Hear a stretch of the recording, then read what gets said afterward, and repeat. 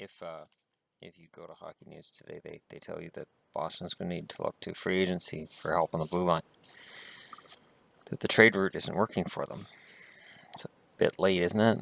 Because Chris Russell's the main guy left, and I already watched him suck for Dallas, so I'd rather not see him in Boston jersey doing the same. Be stuck with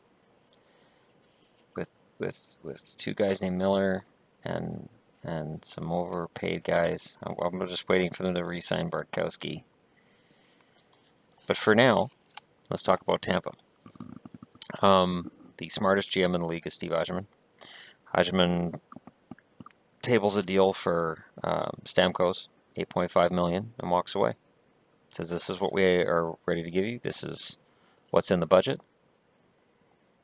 Come back to us when you made a decision. And in the end, Stamkos takes that deal. He goes out, talks to other teams, probably numerous other teams. I'm thinking at least half a dozen. Probably teams we won't even know he talked to. But anyways, he comes back and takes it. Hedman gets signed long term. And then today, illustrating that Stamkos took below market value, Jamie Benn signs an 8-year, $76 million contract. Holy shnikes. I gotta say, $9.5 million a year for Ben is a lot. He's worth it. Jamie Benn is one of my favorite players ever. I think this kid is one of the 5 best players in the league right now, and the idea of having him locked into a contract in Dallas for the next 8 years makes me very happy as a Dallas Stars fan. So, for anybody who's saying or even thinking, oh, well, when Ben becomes a free agent, no. Most of the time, star players don't become free agents. Stamkos being the most obvious. Recently, anyways. By the time star players become free agents, it's like a Ginla where he was past his prime when he became a free agent and signed in Boston. Sadly, Boston couldn't keep him because of cap issues, but Ginla wasn't the same guy he was 10 years before in Calgary. Anyways, Tampa. First line, this is tough because honestly, you've got the kid line, which is Palat, Johnson, and Kucherov.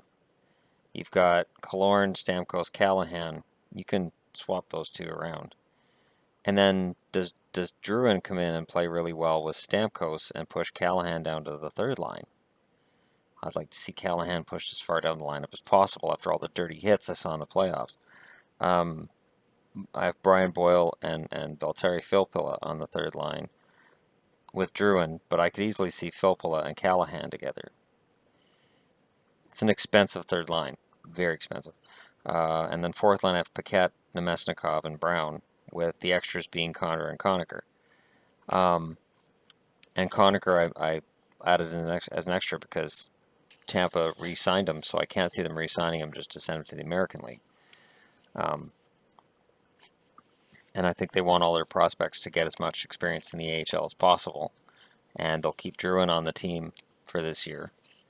Hopefully, after what he showed in the playoffs, Jonathan Drouin is ready to play a third-line role in Tampa and be happy with it. Because the depth they have up front is fantastic. Really is.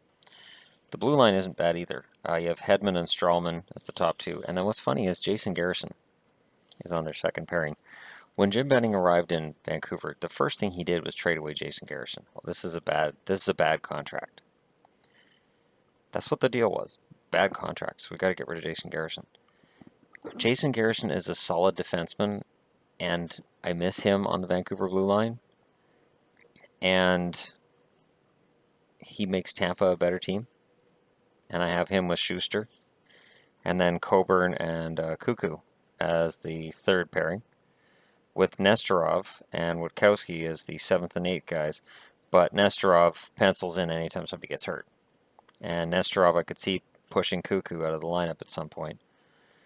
I like Nestorov quite a bit. And I think there's got to be a team somewhere, Boston, who could use a mobile, solid depth defenseman who's good with the puck, Boston.